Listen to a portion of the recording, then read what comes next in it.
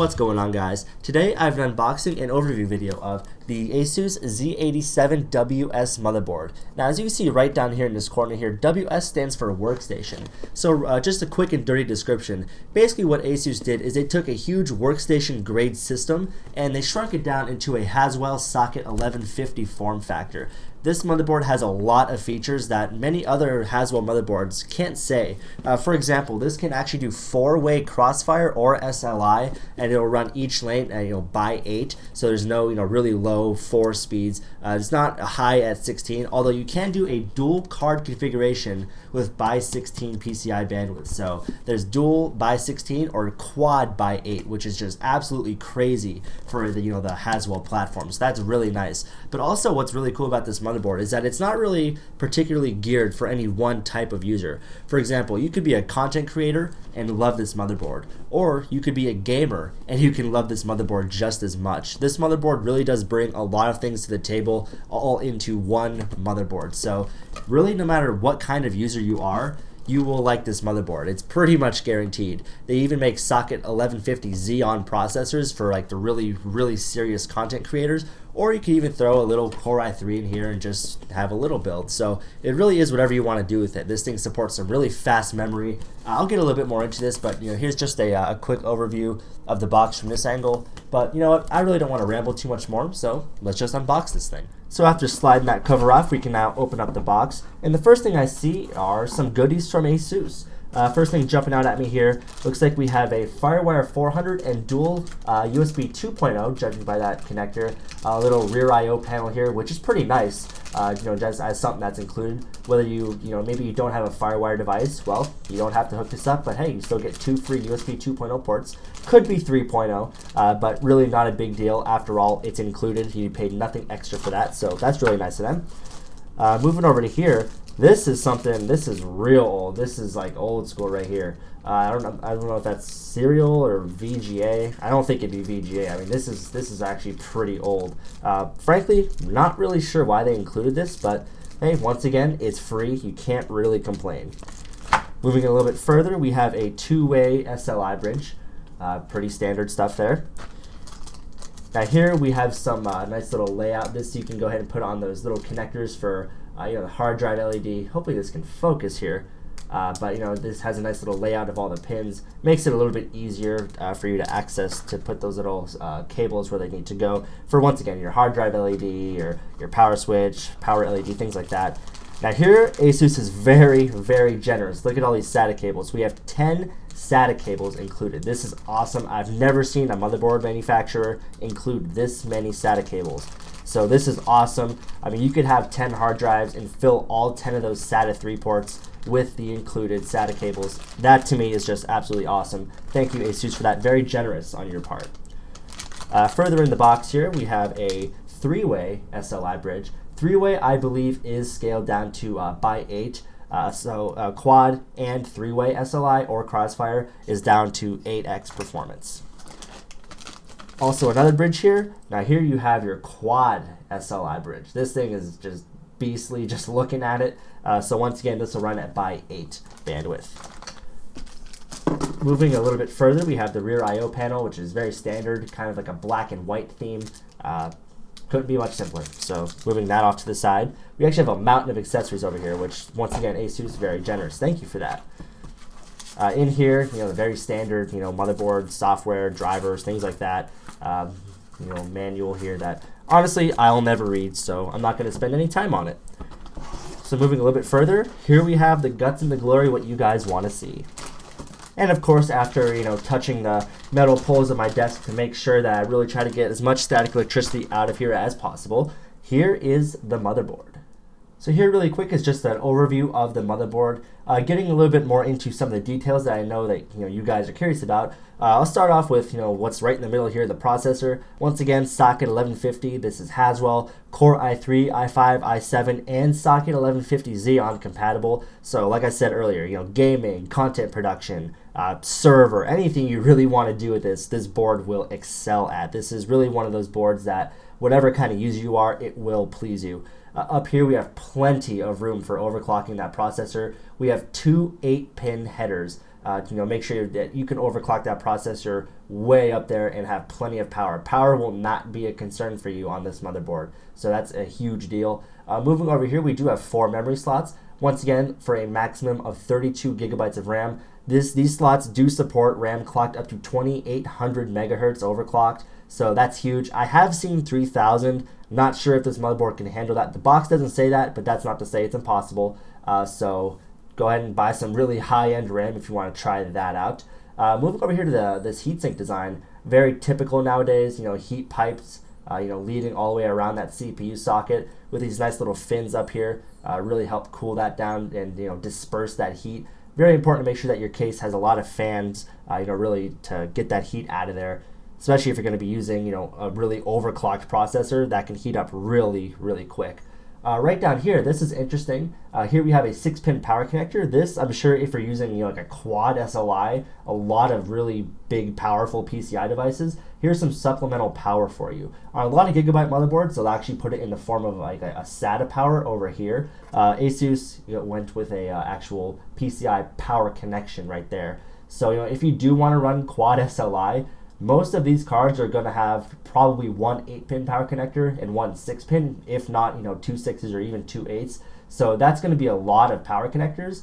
Plus you want to have one more. So if you do want to do that, you have to get a really beefy power supply that has all those options. Something to keep in mind.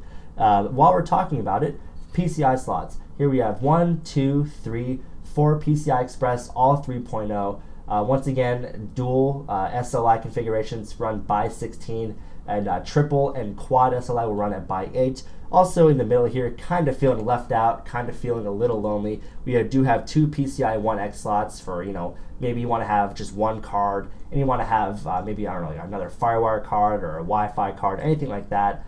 So once again, this board does offer a lot of options. You're probably going to be pretty happy with it. Moving down here a little bit, there's your audio, and your audio chipset is found, I believe, right here. I could be mistaken. I can't really read what that says, but this board does run the ALC 1150 audio chipset. That is a new chipset to this form factor of a motherboard, which, by the way, does work in OS X just fine. It can actually be found right in the new Multi-Beast 6.0. 6.1 is even out now, so no problems there at all. Moving down here a little bit further, once again, I kind of mentioned it a little bit, but that's your front audio connector right there. Down here, this is really nice, especially me, because I will be using this on a test bench system, so there's no need to go ahead and wire all your, your front panel connectors over here. Instead, you can just hit on and then reset, hold it to turn the board off. Very awesome, very convenient to have. TPM, this is for like some business organizations. If you want to have this sort of like as a workstation, that's for businesses. But I mean, if you're just using this at home, you're probably never ever going to use this.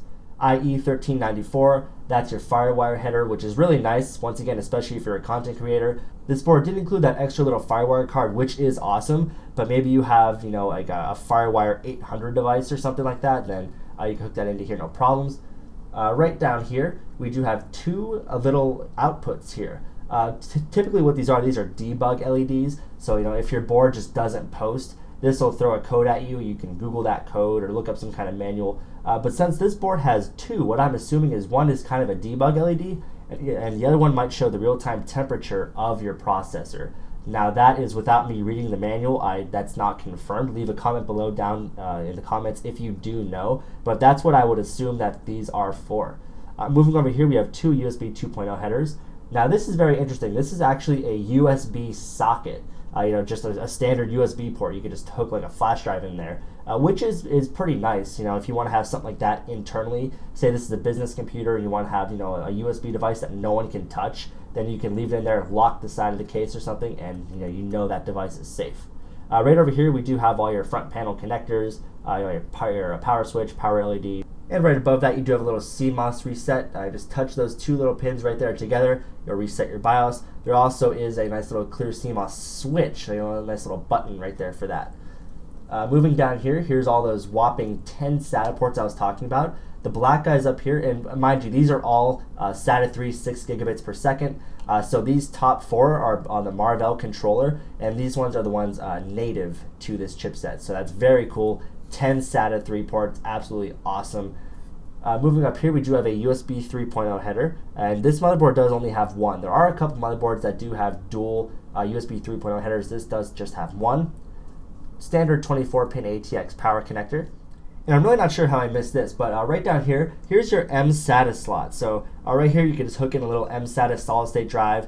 No cables, nothing to manage. You literally just, it's almost kind of like a stick of RAM or like a little PCI device. Just throw it in there and you'll, have a solid state drive. And so that's very useful. Once again, I have yet to actually use one of these. However, I would love to get my hands on one. So that could be something for the future, which, by the way, mSATA, as far as I know, once again, I can't absolutely 100% confirm this, but mSATA, as far as I know, does work in macOS 10 just fine. It sees it just as it would, a SATA solid-state drive, so no problems there. And to the right of that mSATA, we actually have a 4-pin fan header, and actually, let's go ahead and we'll count all the different fan headers. We have one, we have two more right above your SATA ports, so 2, 3. Moving up here, 4, 5, 6. So it looks like we have 6 fan headers on this motherboard, which once again is really nice, especially if you're going to be using these dual 8-pin power connectors to really overclock and push that processor. You will be outputting some heat. Overclocked processor, overclocked RAM, tons of graphics cards. So these are all 4-pin once again. So that means the RPMs of the fan is actually monitored and will increase and decrease depending on your level of usage, which is very nice.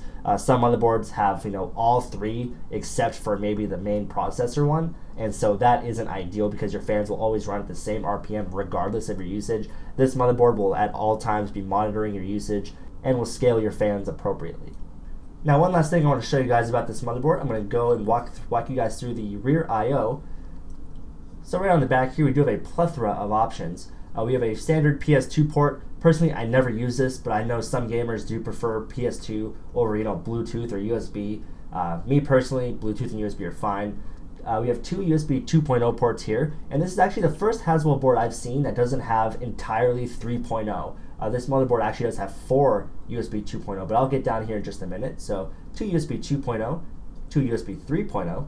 Right here we have dual eSATA. Now this motherboard has something that not many have. No, that's not Thunderbolt, but it is mini DisplayPort. So that will be interesting to test whether that works right out of the box with OS 10 or not. In theory, it absolutely should, but we could be wrong. So be sure to stay tuned for my Hackintosh hardware video in which I cover that.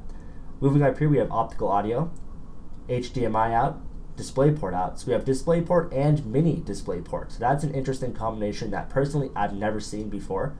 Here's those dual Intel Ethernet ports. Each one is a different chipset. They're slightly different, but both of them should work just fine on OS 10. But once again, watch my Hackintosh hardware video in the coming weeks when that comes out. 2 more USB 3.0 ports. A BIOS, it looks like a little BIOS wipe or a CMOS reset there. 2 more of those USB 2.0s. And of course, you have the the standard audio outputs. Once again, ALC 1150 for this motherboard, which does again work in OS 10.